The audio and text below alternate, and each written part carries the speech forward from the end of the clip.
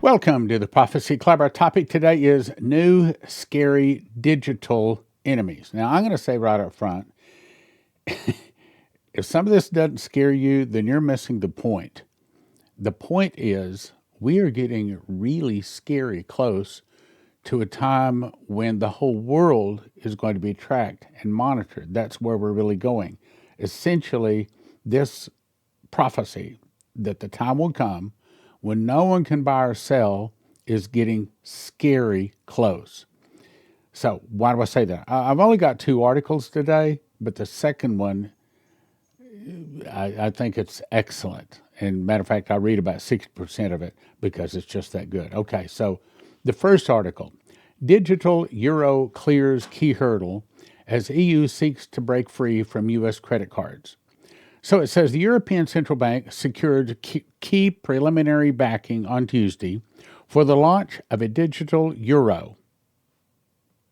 Digital euro. What is that? That's digital currency. See, because when we're using gold or when we're using coins or paper, we don't, or I should say the governments of the world don't have a way to get between buyer and seller. But when it goes digital, and all of the signs, as I'm about to show you several signs today, all say we're going to a digital currency. When it's digital, then the governments can get between buyer and seller and stop that sale. That's the big point. Digital is not our friend. Data centers, cell phones, lights above the stoplights or the traffic signals is not our friend. Tracking and monitoring in general is not our friend. Let me go on. So the digital euro essentially is an electronic wallet. What's that? It's saying that if they desire, they can either stop or reduce or change our buying habits. That's the big prophecy. 2,000 years ago, and we're seeing it in our day and time. It goes on to say the digital euro, essentially an electronic wallet guaranteed by the central bank, but marketed by banks or fintech companies, will allow, notice the word allow, all Eurozone residents to make payments online and in person. Well, it's been said that what the government can allow to be done, the government can also disallow or stop to be done, and that's the big point of this article. Now let's go on to the next one. Oh, by the way, if I put this in here, I forget to say it. You may have noticed, you probably haven't, but for the last, 5, 6, 7, 8 programs, haven't counted them up, there's been no promos or calls for help. So just to let you know, I'm not always doing that. I know it seems like it, especially here lately. Okay. So, next article. This is the one that I was very impressed with. They took water, the power, and the land first. Then the data centers became more important than the people living beside them. This is the burningplatform.com. And I put at the end of the article another place where you can reach this because I'm only going to read about 60% of the article, and it's an excellent article. Okay, so the hum that never stops. Nobody remembers when the sound began. Residents describe it differently. Some say it is like distant traffic that never passes. Others compare it to an aircraft that never lands. A few say it feels biological, like standing too close to a sleeping animal, large enough to crush a house without noticing. The hum sits beneath conversation, beneath sleep, beneath thought. It is constant, low, mechanical, and after a few weeks, the mind stops trying to locate its source because the source is now part of the landscape. The building that has no windows. It has fences, cameras, warning signs, and a perimeter that feels like a private property and more like a restricted zone. Trucks arrive at night carrying equipment that is never explained to the locals. Floodlights remain on through fog and rain. Steam rises from cooling stacks even in the winter, as if the structure itself is overheating from something happening inside. On paper, it's called a data center. In practice, it looks like an industrial organ that has become inserted into a living community. I'm telling you, this is a good article. Stay with me. What most people do not realize at first is that the building is not there because of the town. The town is now there because of the building. A different kind of industrial presence. Factories of the past produced visible goods. Refineries produced fuel. Power plants produced electricity. Their outputs were tangible, their purposes clear. The new structures rising at the edges of cities and rural zones now produce something invisible, yet treated as more essential than either food or fuel. What? Computation. These facilities draw enormous, uninterrupted electricity loads, measured in tens or hundreds of megawatts. They require continuous water circulation for cooling systems that prevent servers from overheating. They are placed near substations, aquifers, and fiber backbones, not because people live there, but because the land itself offers the shortest path between energy, water, and network. Land that once held homes becomes strategic. Water, once used for agricultural purposes, allocated.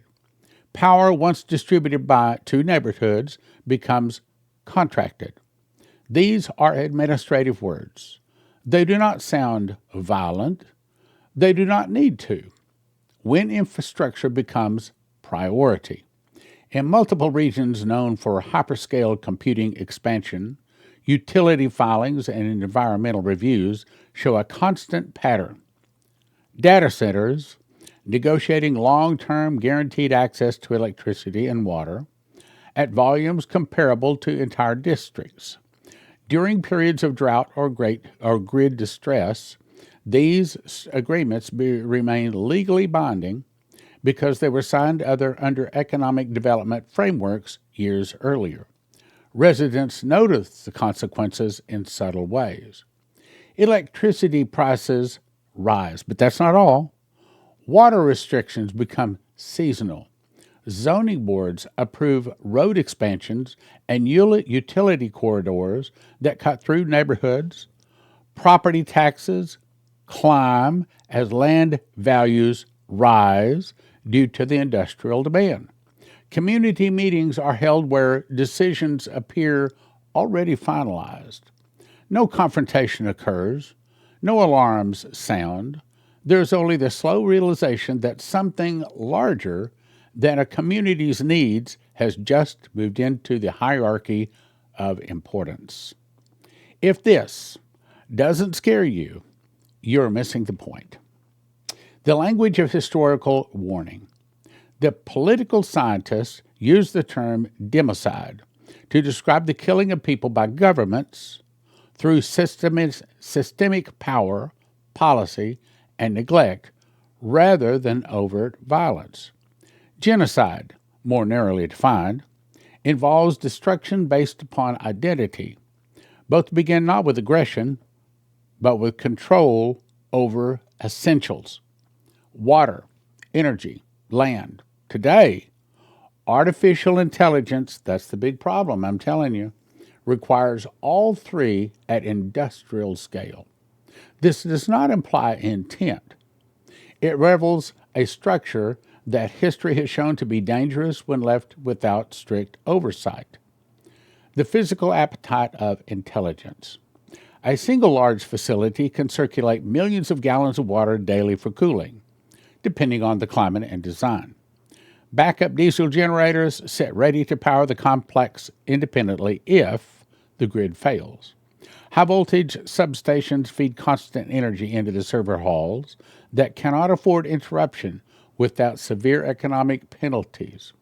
During heat waves or drought conditions, these demands collide with community limits. The contracts, however, were written when scarcity was theoretical. Now, scarcity is seasonal. Living beside the machine. Those who live near these data centers often describe a feeling that it is difficult to articulate. It is not fear in the traditional sense. It is the sensation that the rules have changed without notice, that the most important structure in the area is no longer a school, a hospital, I'm going to add a church, a town hall, but a sealed building whose purpose is abstract, means you might not know, and whose needs are non negotiable. It's set. The data center has priority over everything in the area.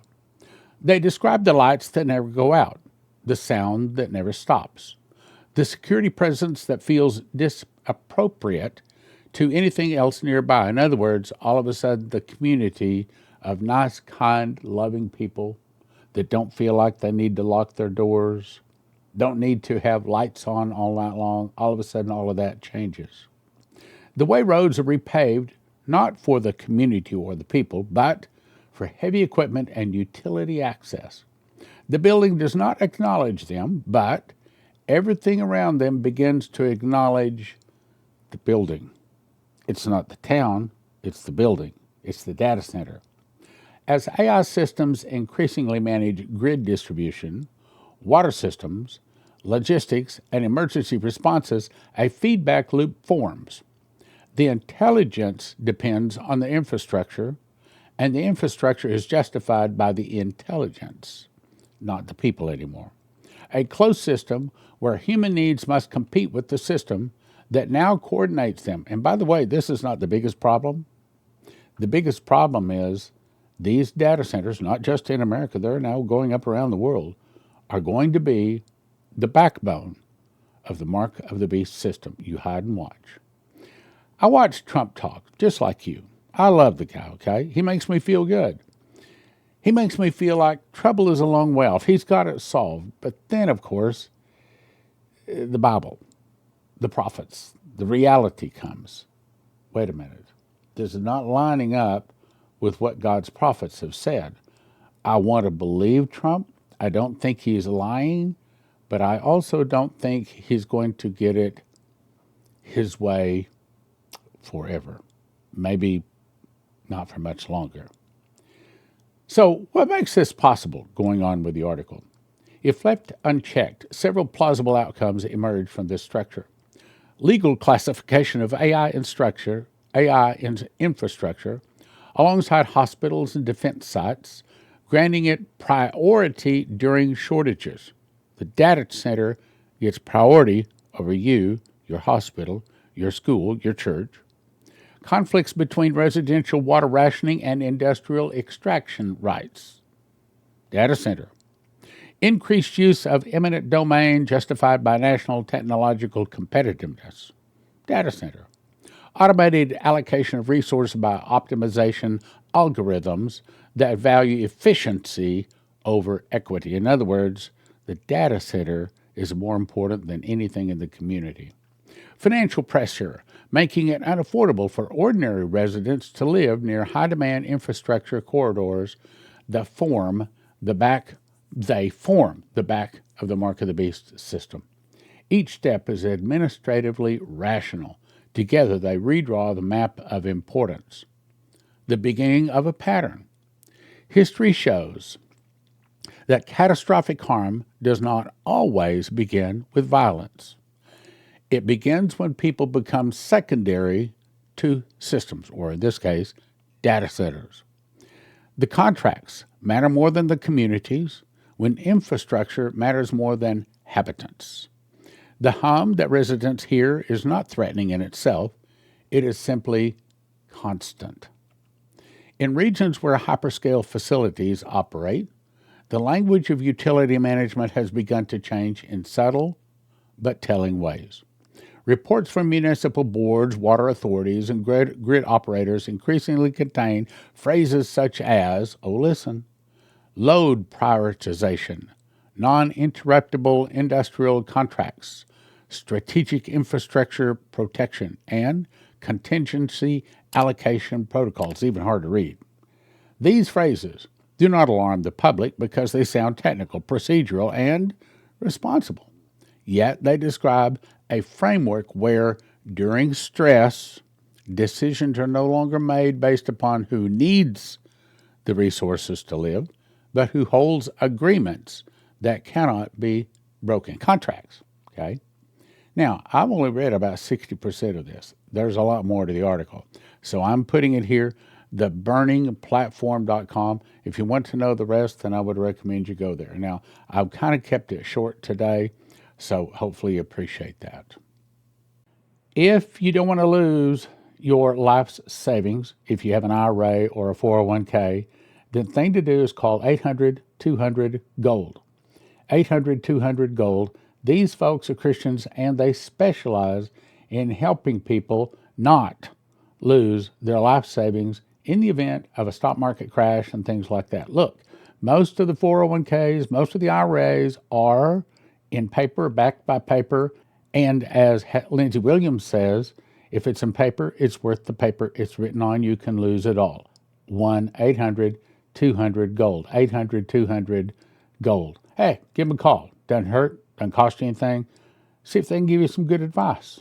When the suitcase nukes, I didn't say if, I said when the suitcase nukes go off, if you want your car to start, if you want your computers and your refrigerators and things like that, anything with a computer chip to work, you want to have one of these from EMPShield.com.